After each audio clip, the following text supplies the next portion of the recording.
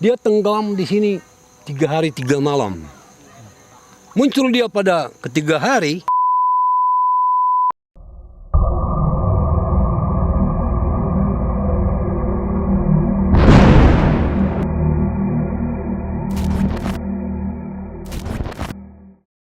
Hai, tahu kan weh? Aku lagi di mana? Aku lagi ada di kampung Sirungkungon. Sirungkungon.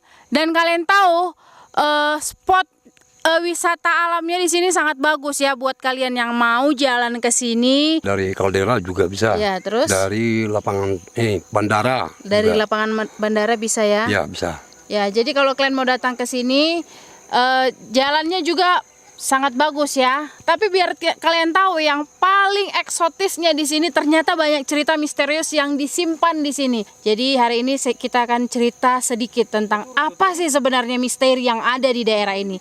Oke, kita dengarkan. Kita mulai dari konon katanya di daerah sini, dekat-dekat sini ada sebuah pasar atau ada sebuah pokan ya. Kalau di sini namanya pokan ya. Kalau mungkin di tempat kalian ada sebuah pajak itu yang menurut orang di kampung ini bahwa yang berjualan itu adalah orang biasa, manusia seperti kita, tapi yang belanja itu makhluk yang tidak dilihat.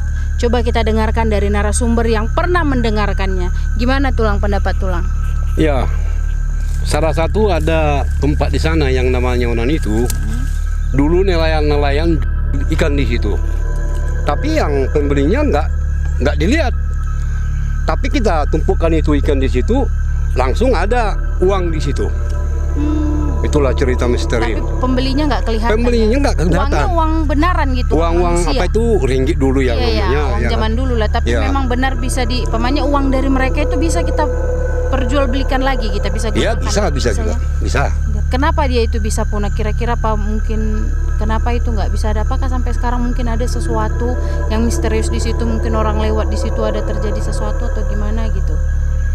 Ya kalau sekarang ini ya kalau kita enggak sebenarnya kan banyak ada korban di sini. Kalau enggak orang itu kan sembarangan juga. Nggak bisa sembarangan.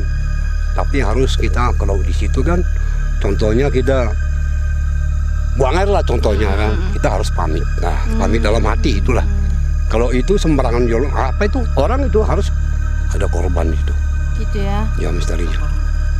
Kira-kira pernah nggak ada mungkin masyarakat di sini melihat ada kayak penampakan di daerah Onan yang dibilang itu pernah menjadi tempat Onan yang sangat misterius itu, mungkin ada penampakan? Biasa dilihat mata kepala saya sendiri, ada orang tua dulu yang baru nanadap.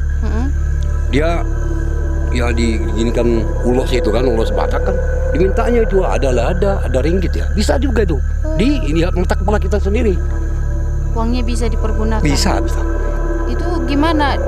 Apakah mereka yang datang itu maksudnya makhluk halus yang nggak kelihatan itu dari danau ini atau mungkin entah dari mana tiba-tiba? Ya, kalau cerita orang tua itu ada dari danau, ada juga dari makhluk-makhluk yang datang dari luar juga.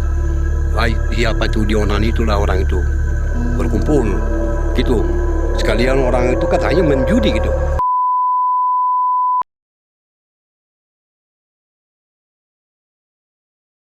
Dan saya dengar juga katanya di sini ada meja judi, tapi yang main itu memang mereka yang makhluk halus gitu ya? Ya itu, ya ada Rani nggak balik sini. Nggak ada yang main manusia dengan makhluk halus gitu, nggak ada. Tapi cuman khusus makhluk halus ya? Kalau ada yang ambil rezekinya kan uangnya ada di situ. Diambil orang yang punya rezeki. Oh, jadi makhluk halus itu main judi tapi uangnya itu uang Kadang-kadang manusia? dia ada dapat yang orang itu kan datang ke sana tempat judi itu kan. Kadang-kadang dapat rezeki orang itu ngambil uang di situ. Oh, Itulah bukti-bukti yang manusia kan sama makhluk halus. Gitu ya, berarti Tapi uang itu dari mana? Dari makhluk halus itu.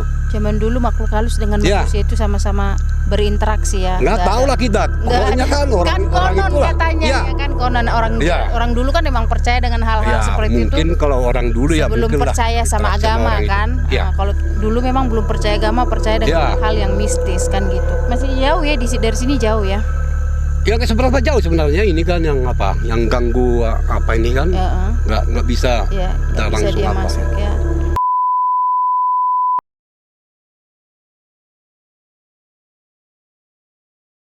Ya terus katanya di bawah ini ada rumah Rumah apa katanya? Rumah sakti Iya. apa gimana?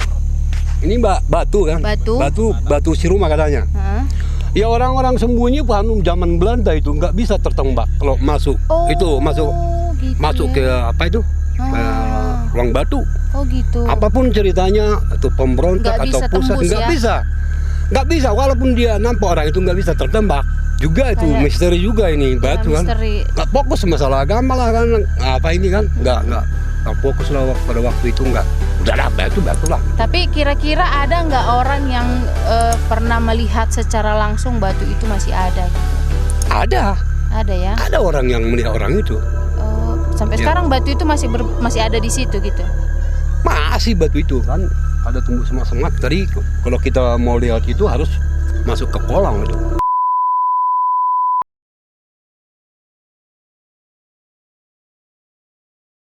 Ya dulu 50 tahun yang lalu ada orang yang mergema nurung sama mergatin daun di sini mau tombak ikan yang sepanjang sampan itu. Tapi korbannya orang itu istrinya dua-duanya meninggal. Oh, dua istrinya. Dua istri yang dua orang itu kan meninggal. Oh, dua orang. Orang ditombaknya Mereka ikan itu yang ya, sebesar sampan iya, itu iya. kan dijual Oh. ke sana si gaul kan. Tapi korbannya itu istrinya lah dua-duanya. Sekarang juga ada di sini masih 7 meter ikan batak itu. Itu masih mau muncul ke permukaan gitu Ya kalau nongol kan? kita orang yang banyak karyawan bisa lihat itu. Kalau kita nggak jarang lihat sana. Dulu kita mau sebagai nelayan, mancing kita di situ, yang nampaknya yang 7 meter ikan badak itu. Oh, terus kan mungkin kalau ada mitos-mitos di tempat memang sama-sama di Danau Toba ini juga ya, kalau ada muncul ikan mas itu ke permukaan mungkin akan terjadi sesuatu. Kira-kira di sini nggak ada yang begitu. Mungkin tiba-tiba ikannya itu naik ke atas, mungkin akan naik ada ikan banyak, nelayan beruntung gitu, nggak ada ya? Iya, kalau kita mempunyai persyaratan itu kan, apa mau dikasih sama orang itu tahu sirih, tahu telur. Tapi kita itu nggak terlampau yakin kita. Ya, karena kita Tapi udah ada itulah. agama ya. Orang-orang dulu ya pasti percaya dapat kita rezeki ya. kalau dia orang itu kan mau kasih ini itulah. Tapi kita nggak yakin lah, nggak bulat yakin kita. Udahlah, itu aja. Ya terlalu banyak sih misterius di tempat ini ya kan. Tapi nggak apa-apa, itu kan cuman sebuah cerita, ya hanya kayak itu kan hanya konon ya kan. Tapi bisa jadi itu benar. Kalau zaman dulu kan emang nggak ada agama, Ya. jadi orang kan mempercayai hal-hal seperti itu. Karena apapun yang kita yakini itu pasti bisa akan terjadi kan gitu. Tapi karena kita sudah percaya agama, Ya. hal-hal yang begitu kata orang di sana ada begini ya kan. Tapi kita mungkin karena udah percaya agama kan itu nggak ada gitu. Jadi kira-kira yang paling mungkin di daerah sinilah kita bilang yang paling mungkin misterius itu, yang mungkin membuat orang itu penasaran itu ada di daerah mana yang paling membuat orang penasaran gitu.